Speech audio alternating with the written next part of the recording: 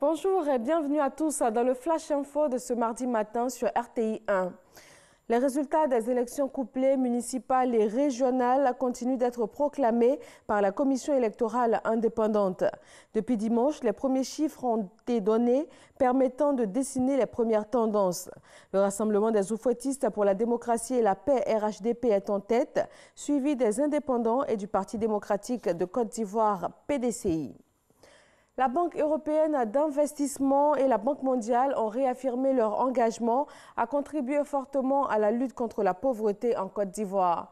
Un engagement réitéré lors des assemblées annuelles des institutions de Bretton Woods en Indonésie. Adama Kone, envoyé spécial à Bali. Face au tout nouveau vice-président région Afrique de la Banque mondiale, le chef de la délégation ivoirienne, le ministre Adama Kone, a laissé parler les chiffres. 27 projets actifs entre la Côte d'Ivoire et la Banque mondiale, 6 projets en discussion. 15% de taux de décaissement en fin juin 2018 pour un objectif de 25% avant la fin de cette année. Les attentes du pays sont grandes et la Banque mondiale a une réponse. Notre réponse, bien sûr, c'est que la Côte d'Ivoire et nous sommes des partenaires et nous voulons soutenir la Côte d'Ivoire et nous allons continuer à financer davantage des projets en Côte d'Ivoire. Monsieur le ministre a signalé certaines priorités.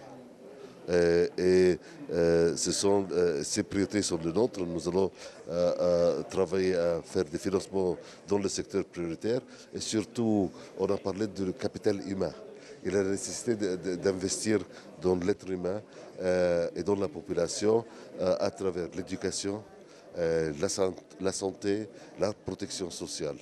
Nous avons aussi parlé de l'économie numérique. Et comment est-ce qu'on peut investir pour que la Côte d'Ivoire soit un leader dans le domaine numérique. Et finalement, bien sûr, la Côte d'Ivoire est un grand pays agricole.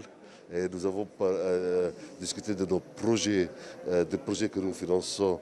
Économie numérique, agriculture, infrastructure, la Banque mondiale et la Banque européenne d'investissement sont en phase et parlent le même langage en ce qui concerne le développement en Côte d'Ivoire. Et on est en train de développer au niveau de toute l'Afrique une stratégie pour mettre en place des projets qui financent le off-grid, c'est-à-dire la capacité de développer de l'électricité grâce aux moyens modernes de technologie et à la digitalisation. Et on pense qu'il y a un gros potentiel en Côte d'Ivoire et il y a souvent des manques de financement. Donc on va travailler ce secteur-là plus particulièrement, mais aussi d'autres secteurs comme le secteur de l'eau, ou des secteurs si importants pour la vie quotidienne des Ivoiriens. À Bali, le message a été clair. Tous les axes de développement doivent concourir au bien-être de la population par la lutte contre la pauvreté. Et la Côte d'Ivoire a eu une attention particulière auprès des institutions internationales. Ce 16 octobre est marqué par la Journée mondiale de l'alimentation. Agir pour l'avenir, c'est le thème de cette 38e édition. C'est une date symbolique pour promouvoir les actions en faveur de populations qui souffrent de la faim et garantir la sécurité alimentaire pour tous. Le gouvernement nigérian a annoncé la mort d'une infirmière du Comité international de la Croix-Rouge hier lundi 15 octobre. Oua Leman, âgée de 24 ans, faisait partie des 3 humanitaires enlevés le 1er mars dernier au cours d'une attaque dans le nord-est du pays.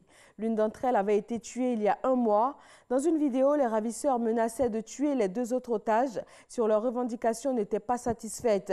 Avec un ultimatum qui expirait lundi soir, la Croix-Rouge en avait appelé à cette faction de Boko Haram à l'origine de l'enlèvement à la clémence, mais en vain, les djihadistes ont mis leurs menaces à exécution. Le Cameroun en attente des résultats des élections présidentielles du 7 octobre dernier. Le Conseil constitutionnel a jusqu'au 22 octobre pour vider les contentieux et proclamer les résultats. Plus de 15 requêtes ont été déposées. Les audiences publiques commencent aujourd'hui mardi. Des requêtes que les candidats ont dû déposer sans pouvoir s'appuyer sur des résultats provisoires. Ils ont cependant leurs représentants à la Commission nationale de recensement général des votes, instance chargée de compiler l'ensemble des résultats. Cet organe a terminé son travail samedi soir. Lundi, il a remis son procès-verbal au Conseil constitutionnel.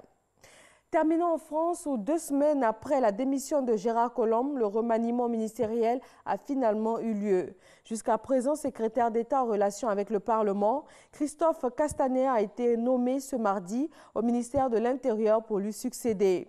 L'ancien secrétaire d'État chargé des relations avec le Parlement et actuel délégué général de la République En Marche sera épaulé par le patron de la Direction générale de la sécurité intérieure, Laurent Nunez, nommé secrétaire d'État auprès du ministre de l'Intérieur. Et voilà, c'est tout pour ce flash d'information. Merci de l'avoir suivi. Nous vous donnons rendez-vous pour le journal de 13h sur RTI 1. Très bonne journée à tous.